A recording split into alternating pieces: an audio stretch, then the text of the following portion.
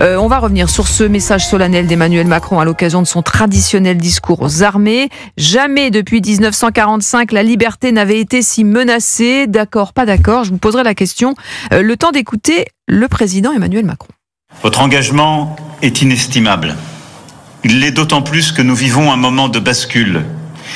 Nous en apercevons depuis longtemps l'imminence et ces bascules sont aujourd'hui effectives et sans doute jamais, depuis 1945, la liberté n'avait été si menacée et jamais à ce point la paix sur notre continent n'avait dépendu de nos décisions présentes. Nous avons une avance, mais demain, au même rythme, nous serions dépassés. Voilà, le ton est solennel, grave, Vincent Roy. Jamais depuis 1945 la liberté n'avait été si menacée. D'accord, pas d'accord ?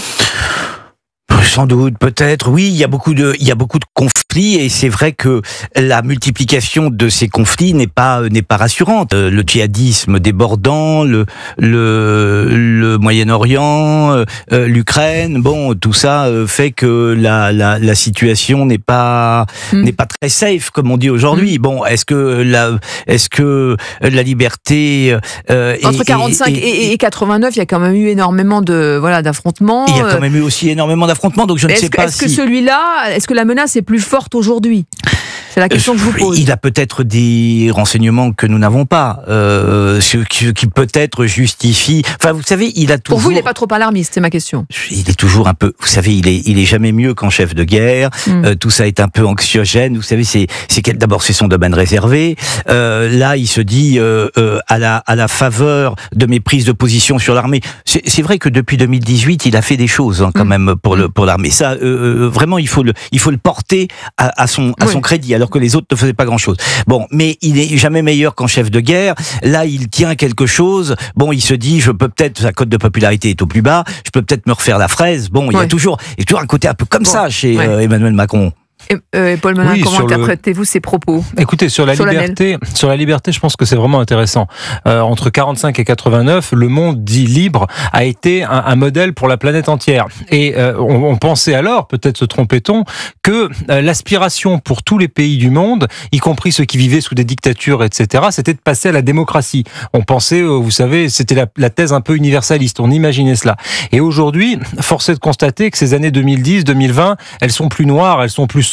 Il y a beaucoup de pays qui n'aspirent pas du tout finalement à la démocratie, qui aspirent à l'impérialisme, à l'isolationnisme, à la violence, à la bellicosité. Regardez l'Iran et ses prétentions nucléaires, regardez la Russie de Poutine et l'Ukraine, regardez la Chine de Xi Jinping, ça ne me paraît pas être une puissance pacifiste. Par conséquent, le monde entier se réarme, on n'a jamais autant dépensé pour les armes dans tous les pays du monde, il n'y a jamais eu autant d'armes en circulation dans le monde, donc oui, nous vivons dans un monde insécurisé et insécurisant, et la France doit porter sa voix au concert de ces nations, pas seulement avec la diplomatie, pas seulement avec nos valeurs qui sont formidables, nos valeurs humanistes, nos valeurs des Lumières, etc., mais aussi par la force, en montrant que nous pouvons dissuader. Nous avons notre dissuasion nucléaire, nous avons vu ce matin un défilé militaire qui a bien montré nos équipements, nos innovations, y compris sur les drones, y compris sur nos fameux canons César, etc. Donc nous avons ce qu'il faut plus encore, c'est pour ça que le budget va être doublé à l'horizon de 2027, mais il faut vraiment que nous sortions de la naïveté. Je crois que c'est vraiment ça le message. Mais même en le doublant, on sera encore loin de l'ambition de 3,5% du PIB consacré à la défense qui est requis par l'OTAN. Donc voilà, c'est aussi ça. Il faut que il y a les 3,5%, mais il faut aussi que les autres s'y mettent.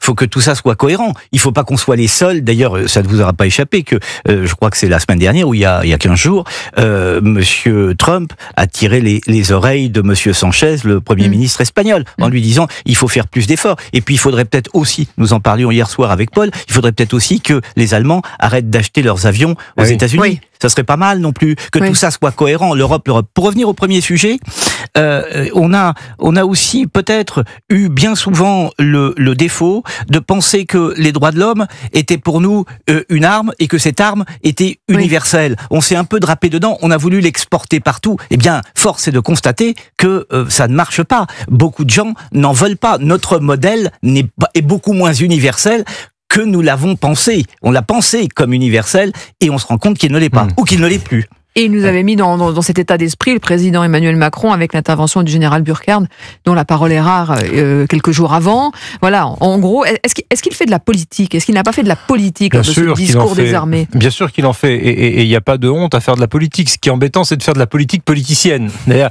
vous savez, avec les jeux parlementaires aujourd'hui, on a parfois l'impression que, et ça touche tous les bancs de l'hémicycle, de la France Insoumise au Rassemblement National en passant par le bloc central, la tentative du coup de com' permanent. Là, c'est le coup de com' permanent, c'est-à-dire on va mettre en place un ballon d'essai, une mesure, et on va faire de la communication, et on va faire de la mousse avec. Ça, c'est sûr que ça, c'est de la politique politicienne.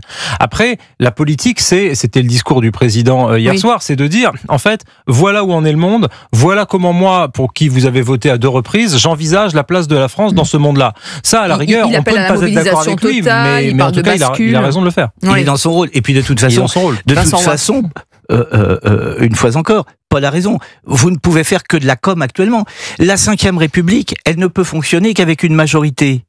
Sinon, elle brique. Là, vous n'avez pas de majorité, vous ne pouvez pas faire grand-chose. Effectivement, de la parlotte. Oui. Mais pour vous, il excelle dans ce domaine-là? Ou pas? Est-ce qu'il est encore audible? Parce que ça fait plusieurs fois qu'il appuie sur la case danger et menace, c'est quelque chose qu'il aime. Oui, mais attendez, qu'il agite écoutez, quand même régulièrement. Souvenez-vous au moment du... Faut pas démonétiser soi-même ça. Alors ma question, c'est à force de tirer sur cette corde-là, est-ce qu'il est encore audible par les Français dans le contexte qu'on connaît aujourd'hui? Non, je vais vous dire. Non seulement il n'est plus audible ou pas très audible, et je pense même qu'il en a conscience. Pourquoi je vous dis cela?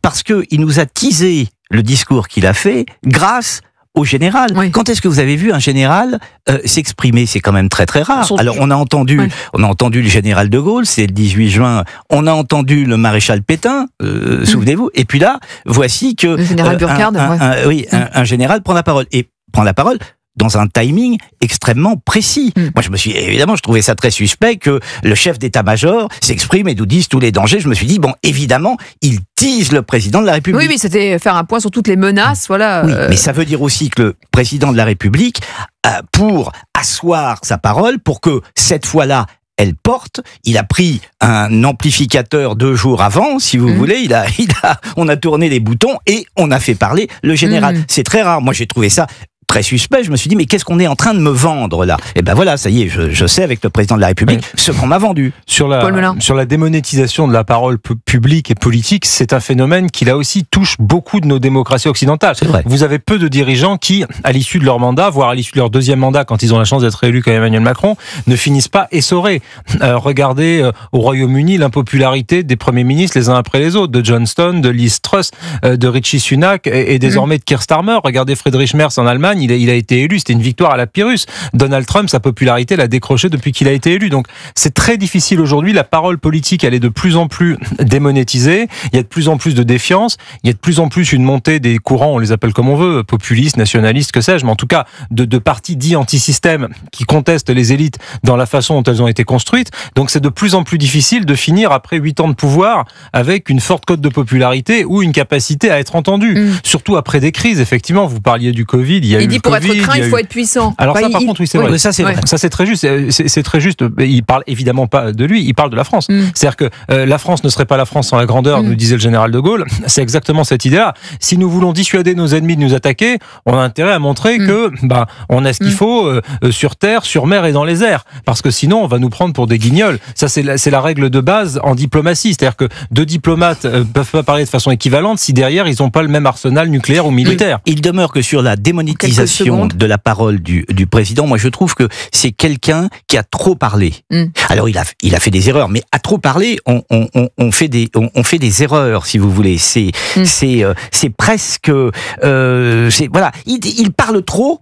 Je crois que c'est Morand qui dit ça quelque part. Le silence est aristocratique et le bavardage, ça vaut pas grand-chose. Mais je pense qu'il faut se réserver. Je vous retrouverai on va continuer à bavarder et à décrypter l'actualité, parce que effectivement, ce budget de la défense, plus 6,5 milliards d'euros en 2 ans, c'est un casse-tête supplémentaire pour qui?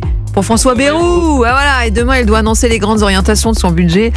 Il a la pression, François Bayrou. À tout de suite. Vous écoutez Europe 1 13h avec Céline Géraud jusqu'à 14h sur Europe.